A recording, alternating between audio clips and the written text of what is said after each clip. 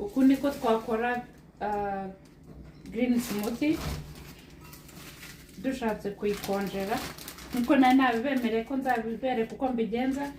Izi ni mix vegetable cyangwa fruit mélange.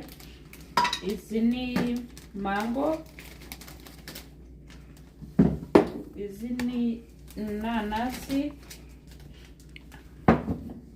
harimo ubushaza, kikindira, izi nanasi na cucumber n'imineke byose ubishyiramo hano. Nabanjemo spinach ariko giye gukora nkunda spinach cyane, kiraho n'izindi hano hejuru. Ku munsi wo gukora smoothie ushyiramo cucumber, ugashyiramo dry raisins, ukaba washyiramo na za broccoli, ukaba ibyo ushaka byose bya green smoothie.